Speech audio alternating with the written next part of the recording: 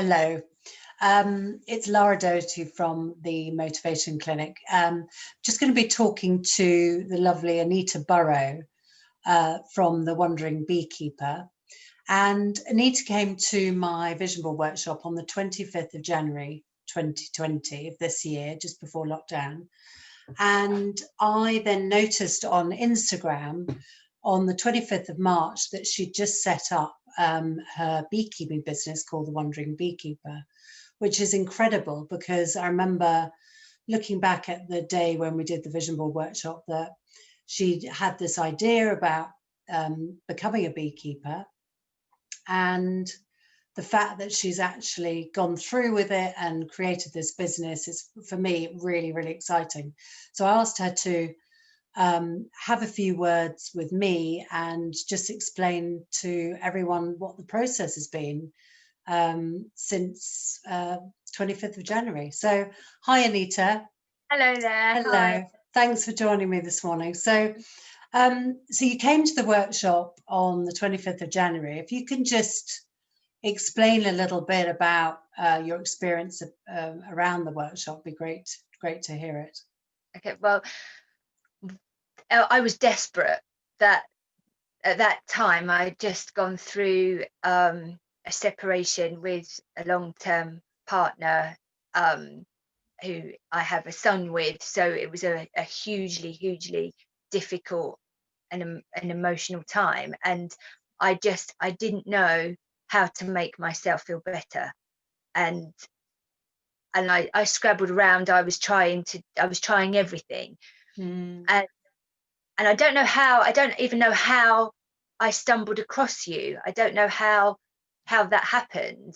And I saw the vision board workshop advertised and I thought, I need to do that.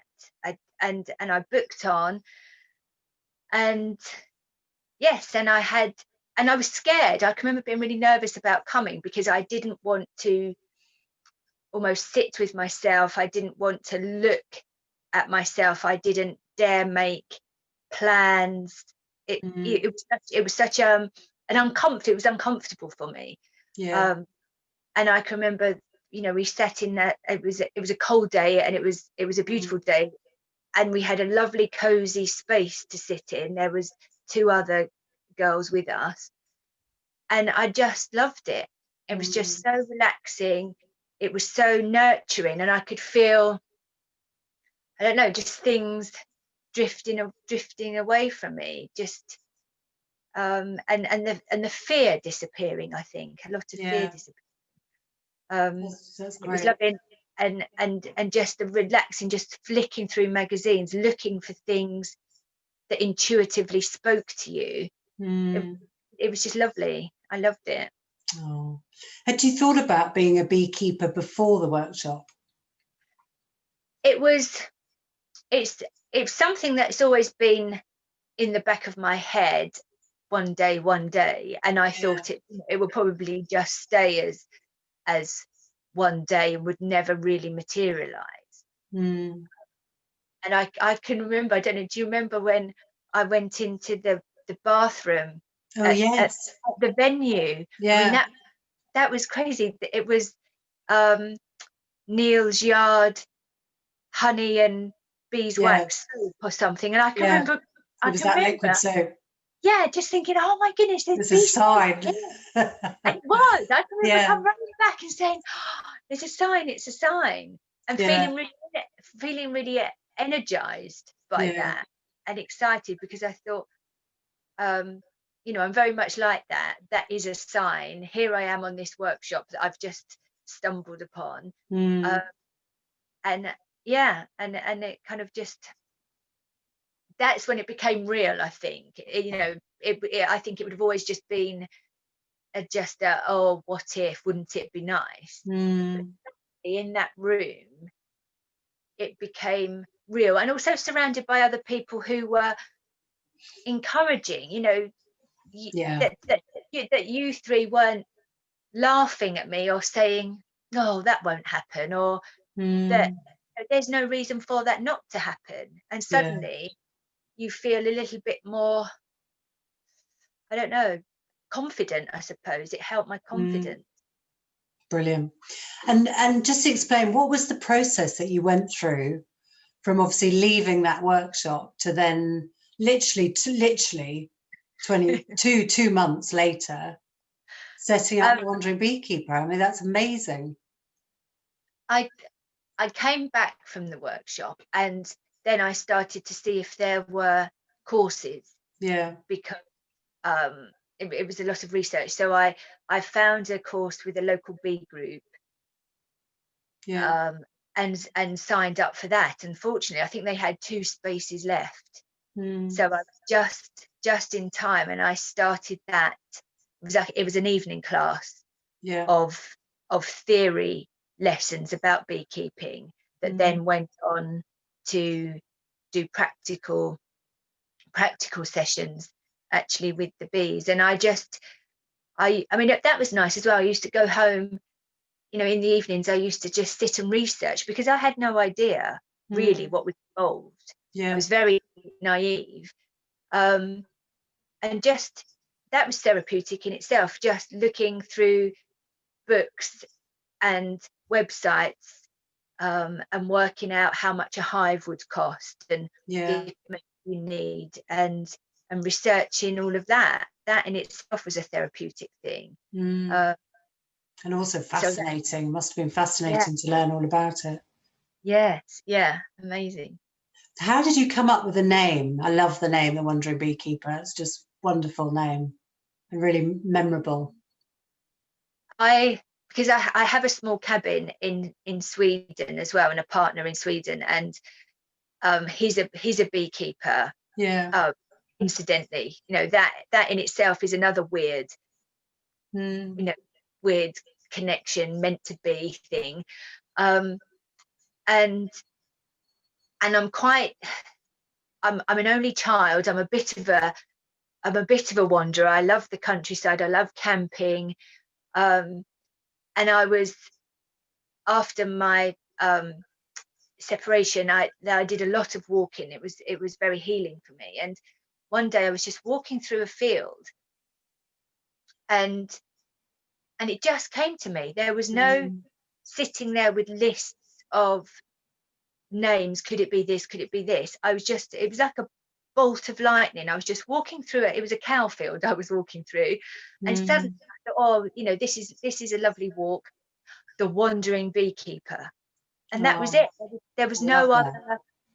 I didn't think. I didn't even run it past people. I didn't say, what do you think of this name? I just thought, that is the name. And from that point, I walked to a local coffee shop and sat there on my phone and bought the domain name for the website. That's incredible. I love that. That's really special, isn't it? Yeah, it just came out of the blue, and 10 minutes later I owned the website. Wow. And that was so meant to be. I love it. It was. The design also, I've really admired. I mean, I looked at the design and thought, oh my God, that's so beautiful. Oh, thank you. Who designed your branding or logo? It's a lady, a designer down in Cornwall called Rin Frank. Yeah. And I had seen her designs when I was researching and looking for things on Pinterest. And I wrote to her and I said, how much does it cost to design a logo? And that's when I discovered that she was a designer for Anthropology, Marks and Spencer's, Neil's Yard. And I thought, oh goodness, what have I done here? I can't afford this. But I loved her design so much, and I wanted something that I felt proud of and that made me feel confident, and that I could feel strong through. Yeah. And so I just thought, oh, blow it. I'll pay the money and do it. And I don't regret a minute. That's wonderful. I'm so glad that I've done it, and lots of people have commented, and I love it. I'm really, really happy with it. Oh, that's lovely. I mean, I love it too. It's great. Yeah, it was a bit great decision. Oh, what would you say your favourite thing about beekeeping is?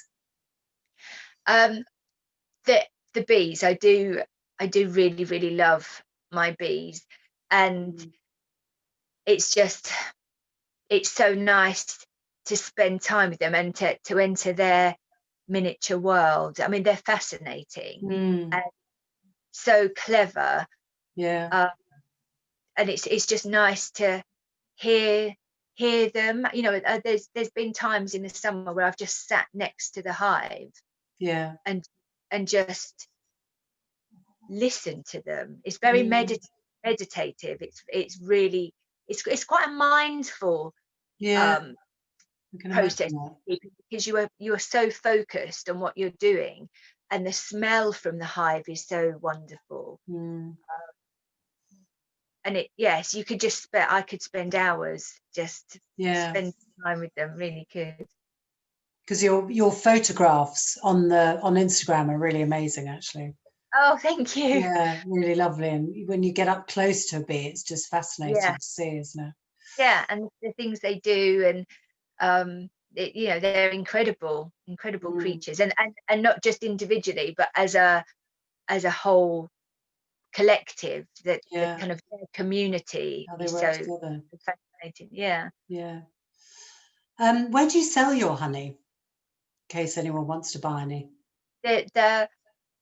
Yes, I mean, that in itself has been a real shock to me, that I just thought I'd be constantly selling it to my mum. You know, mum, buy another jar. Come on, mum, have another jar. Yeah.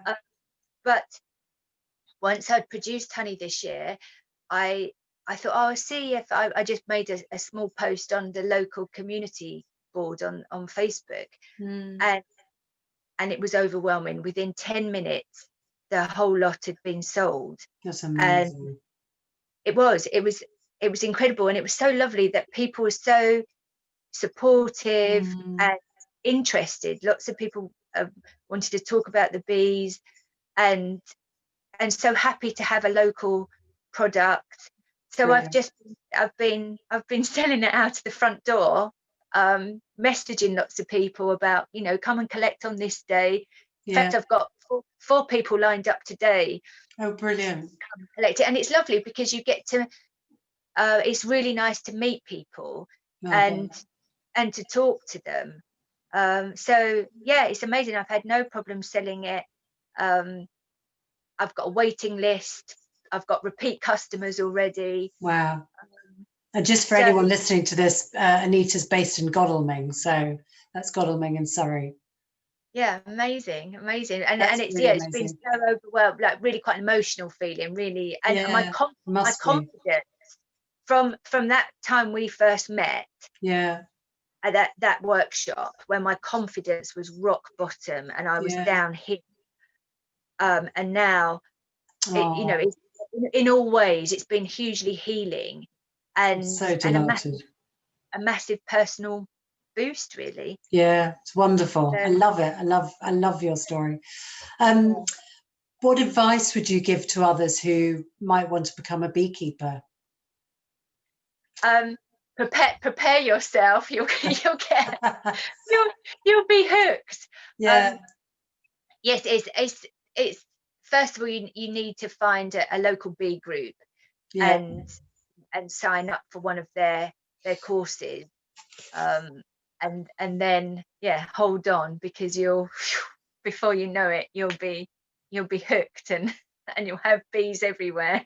Oh, I love, it's been amazing speaking to you, Anita.